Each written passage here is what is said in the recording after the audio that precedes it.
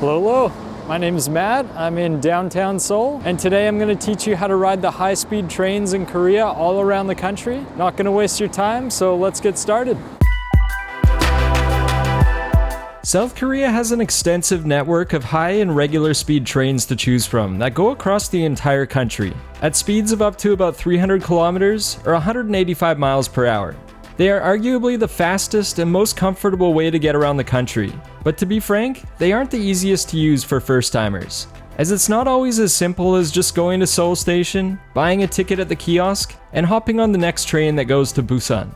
Trains between Seoul and Busan are often sold out days in advance for peak seasons from spring to fall, weeks in advance for weekends throughout the year, and if it's a public holiday like Chuseok or Seollal, you literally have to be waiting on their website exactly 1 month in advance, click the reserve button the very second your ticket becomes available, and if the website doesn't crash for you, you can consider yourself a lottery ticket winner and buy your ticket. That's how competitive it can get.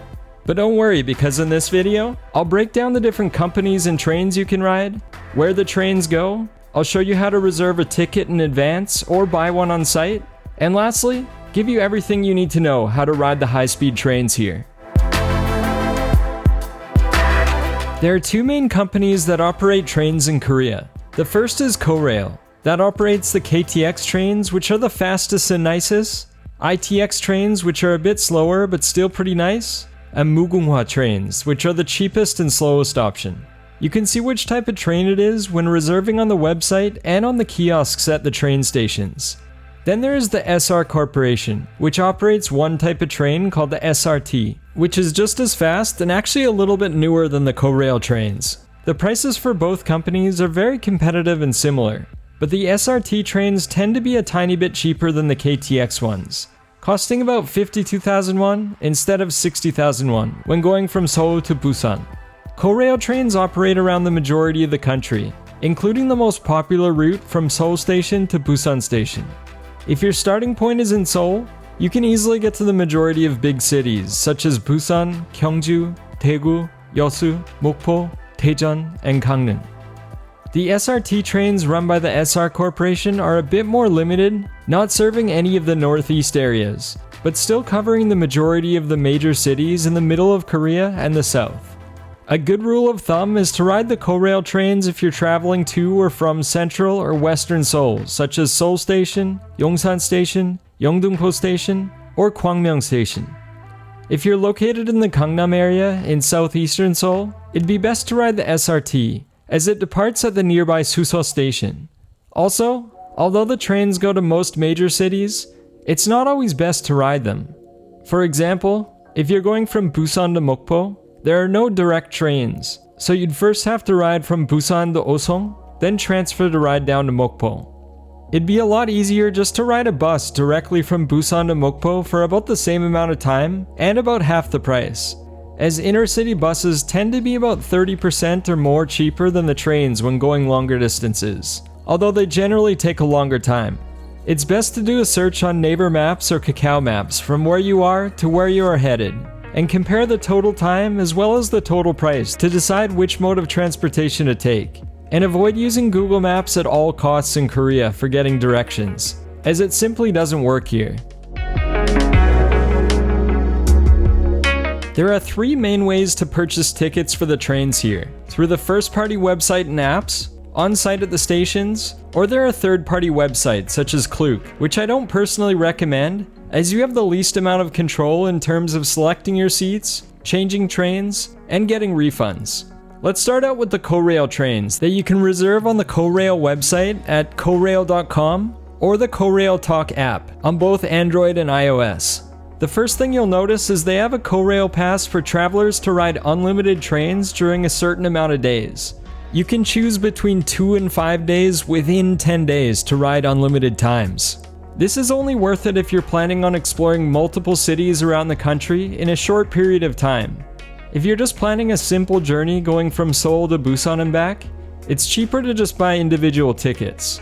When buying tickets, I'd recommend reserving a few days in advance if it's a weekday, a week or more in advance for a weekend ticket, or a month in advance for public holidays. You can often get tickets on the day of, which I do all the time, but I wouldn't risk it for your trip here. To buy your tickets, use either the Korail Talk App or Korail website, which both have the same interface, and you can change the language to English on the top right if needed. You then simply choose your departure station, arrival station, the date, and how many people.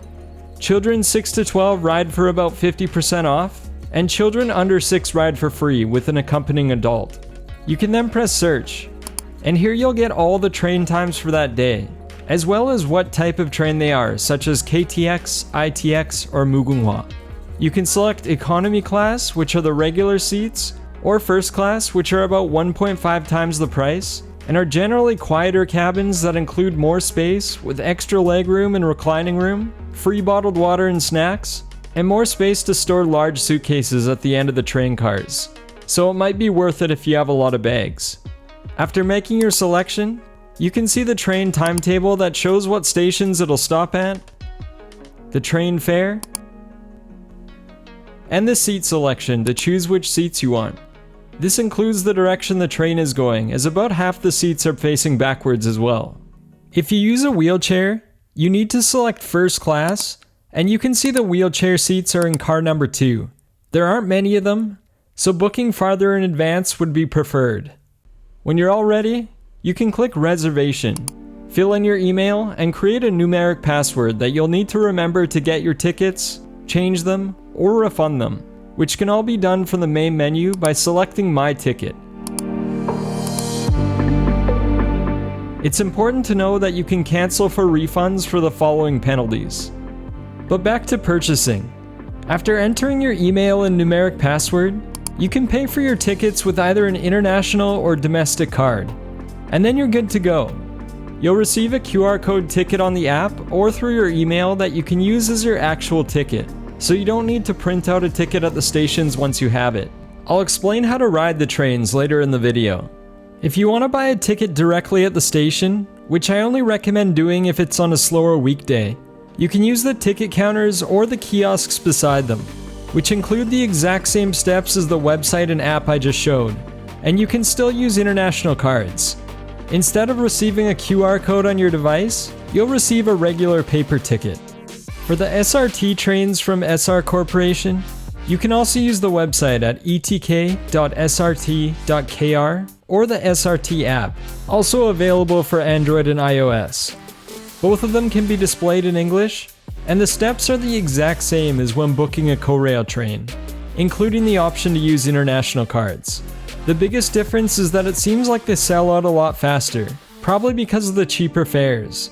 And the system is a lot newer than the KTX, with newer trains overall, offering a bit more legroom than the KTX for general seats, and first class is similar between the two companies, with the SRT also offering free water, snacks, and drinks to first class users. It seems like booking the SRT weeks up to a month in advance is a good idea to ensure you can find a train available for your time slot, but it might just be especially busy right now. I'm not 100% sure, to be honest. You will receive a ticket with a QR code on the app or by email if you use the website that you can use to board the trains directly without printing a ticket. And just like the Korail trains, you can purchase tickets on site if needed at the ticket counters or from the kiosks at every station.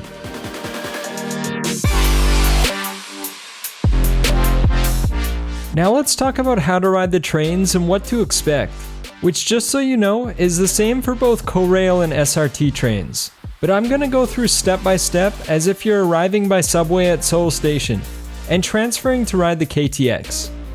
When you arrive at Seoul Station, simply follow the signs to exit 1, as well as the signs with the KTX logo on them. They are literally everywhere, so you can't miss them. Then once you make it to exit 1, simply walk outside and go up these escalators to the top, and take a left to walk a short distance into Seoul Station.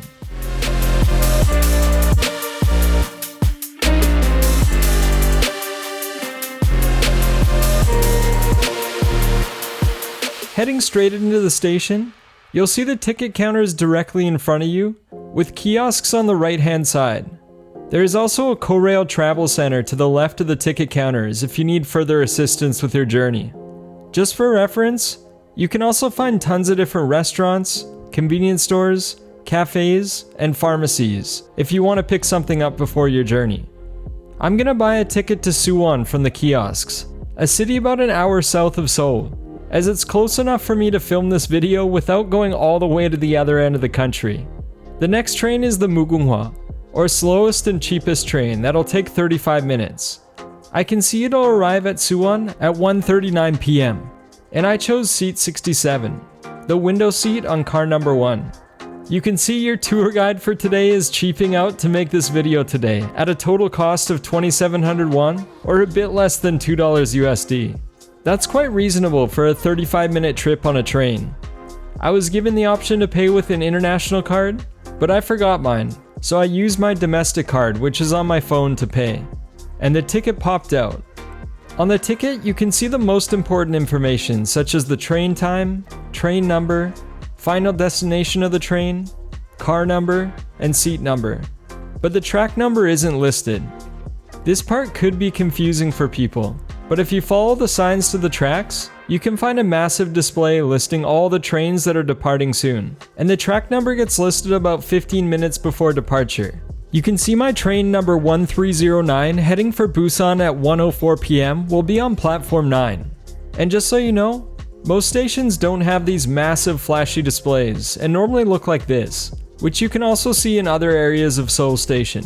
And now that we know our track number, it's time to head towards the platform. There are a lot of platforms at Seoul Station, but each set of stairs has it clearly labeled above, with LED screens listing the exact train that I've never seen at any other station in Korea. But they have signs like this, and one very important thing to note is it tells you the car number as well. Since we are car number 1, we are going in the right direction here, so we can start heading down the stairs, or use the escalator on the other side or elevator if needed. When you arrive at the platform, you can confirm the train number and time, which will probably be written in Korean like this. We are on the right platform, so now it's time to find the right car number. This is written on the ground like so, and represents the numbers for the faster KTX, as you can see. But since I'm riding the slower Mugunghwa, I have to confirm the number on the side of the car. You're most likely going to be riding the KTX or SRT trains, which will line up with the ground perfectly. Now that you've confirmed the car number, you can enter the train, and if you're in a wheelchair or require assistance, the staff will assist you to get on the train. I'd make sure to arrive at the station about 45 minutes early and alert the staff at the station if you need assistance. Immediately when you enter the train, you'll see a storage area to put bigger luggage on, such as bigger suitcases or even fold-up bikes. But regular bikes cannot be taken onto trains unless they are disassembled in a bike bag or box. Definitely arrive early and ask for assistance from the staff if you have a lot of luggage. And I'd recommend riding as light as possible to avoid congesting the train. There are also little seats for those who book standing tickets, as people will be standing between the cars. There are also bathrooms between the cars, garbage cans, and sometimes little vending machines to buy snacks at. Now it's time to find our seat, which are labeled above the luggage racks. And you can store smaller bags such as carry-on suitcases up there too. As someone who is 178 centimeters or 5'10", there is definitely enough legroom on the Korail trains, and even more so on the SRT. But if you're taller than 185 centimeters or 6'1", I think you'll be a lot more comfortable riding first class. Every train is a little different too. You usually get a tray to eat and drink on, which you're allowed to do as long as you're courteous to others. There's a reading light above, and vents to cool down if needed. There's a sunshade which Koreans prefer to use when the light is shining directly or it's early morning. And sometimes you get power outlets or USB ports, but it's not easy to predict. And most of the trains have free Wi-Fi these days, even in economy class. But it's time to start the journey, which usually departs on time, and when you're about to arrive at the next station, there are usually screens on top or voice announcements in English, so you don't have to worry about missing your stop. Alright, made it to Suwon, and that's how easy it is. Good luck. Hopefully that helps out a bit for those wanting to ride the Korail or SRT trains. I'm sure there are a lot of things I couldn't think of and didn't cover, so please feel free to ask any questions in the comments, and I'll try to answer them as soon as I can. Thanks so much for watching, and have a wonderful time on Korea's amazing trains.